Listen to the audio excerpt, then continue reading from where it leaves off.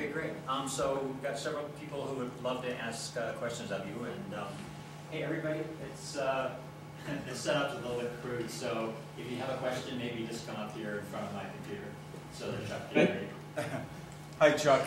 Kevin Davis. I'm the CEO of Investigative News Network, of which Voice of San Diego is a member. Right.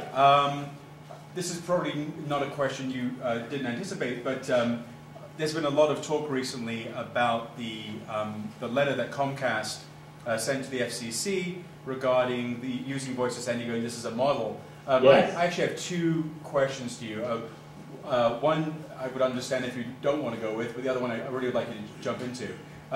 One, for the record, I'd love to hear people again clarify how this came about, and that in fact this was something that Comcast is modeling off of, and not something that is being put onto Comcast.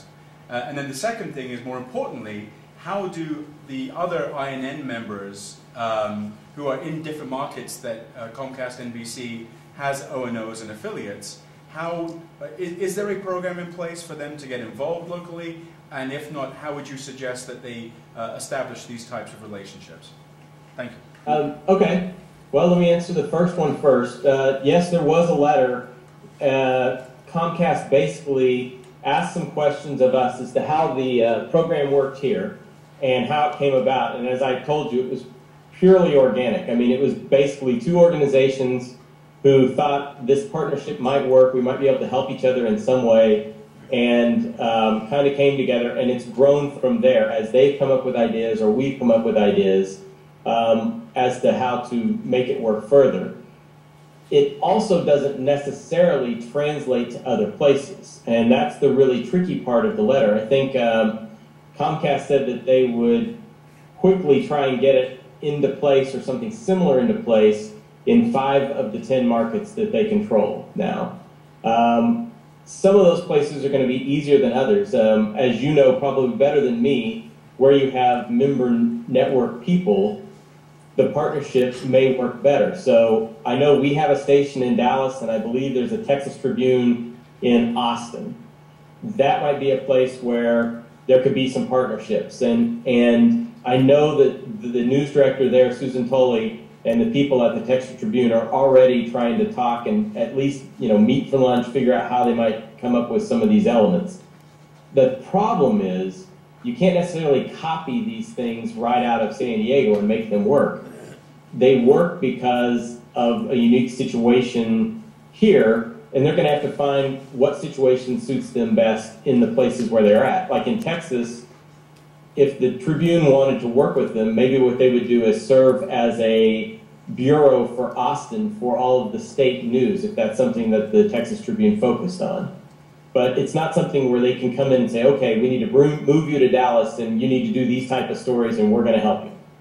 It'll be a negotiation and something that kind of forms in those areas too.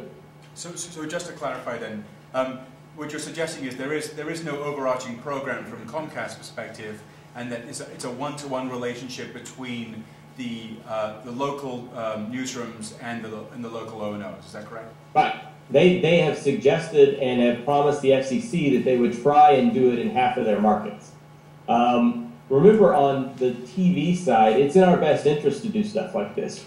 We oftentimes, I'm sure there's people in that room that will say TV sometimes just scratches the surface of these really in-depth topics. And I would agree that for the most part that's true. It doesn't mean that it's a bad way to tell a story.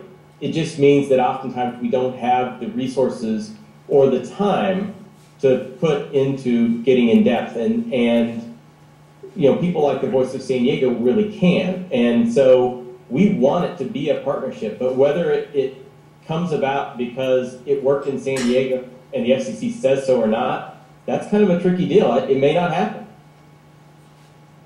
Thank you. Hi, Chuck. This is Laura Frank. I'm the executive director of iNews, which is a Yes. nonprofit news organization. We work with KUSA, which I'm sure you're familiar with here, and Sure. also public television. But I'd be interested, and I think some of the others here might like to hear about how things came about. Did Scott come to you, and what was it did you have to get buy-in from the rest of the folks at the station? That's my first question, and while I'm here, I'll give you a second one. We're talking about business models, so we'd really like to hear what level of sponsorship these spots are getting. In other words, how much money are we really talking about? I can't talk about exact amount of figures, but it's a sizable chunk. I mean, it's enough that it's worth us putting a producer with them every week at probably, you know, 20, 25 bucks an hour to do these pieces with them for 8 hours there. We have an editor that works with them for at least a day to edit these pieces. We have a photographer that goes out, and we still make a profit on that. So, you know, I can't give you the exact numbers. That would be kind of out of line for me, but I can say that on both sides, it's not lucrative, but it certainly is profitable. And what it's meant to do is essentially spur more growth in this area. You know, if more people supported us doing San Diego Explained 5 days a week or 7 days a week, we would love that. Because we really think that it adds something to our newscast. And Voice of San Diego likes the exposure and also likes a different way to tell a story and start a conversation. Okay. But it is very profitable. I think that it does work in other cities. The trick is going to be really having somebody that is willing to try new things and put themselves out there. And if it doesn't work, then you fold it up and you throw it away. We've done a couple of partnerships or even ideas with Voice of San Diego where it just didn't work. It didn't make sense for us. They have editorials. They often don't take a point of view as far as, say, left or right politically, but they'll call something false if it's false.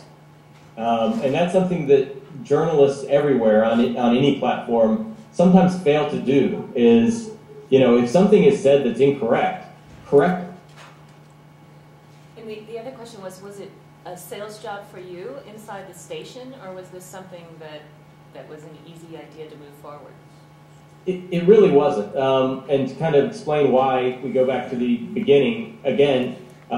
Scott and his buddy Andy, who pretty much started this thing, and they were just the two reporters at the time, had one, you know, benefactor, so to speak, started this up, and they were really looking for, hey, could we borrow some video? Hey, we've got some stories that might work here. You might be able to take some of our stories and basically run them as readers or VOs and just say, you can find out more on the voiceofsandiego.org, really as a tagline or a web tease. And things kind of grew out of that, but it's easy for our journalists on the TV side to see what they bring to the table. You oftentimes in a TV newsroom, especially when you're in an editorial meeting or something, have people talking over what story was really big or groundbreaking in the newspaper, or that they saw in the competition the other night. And in this way, it was fine because they are competitors, but we respect what they're doing and want to be a part of that. Alan, did you have? He answered it right off the bat, so I'm okay. Okay. Any other volunteers for questions? I can always come up with more questions. Okay, it's Laura again with all the questions. Okay. I'd be interested just to hear your advice on moving forward with this kind of collaboration. We've been talking a lot about collaboration, which iNews does, and I think people are sort of surprised that different media outlets are willing to collaborate now. So if you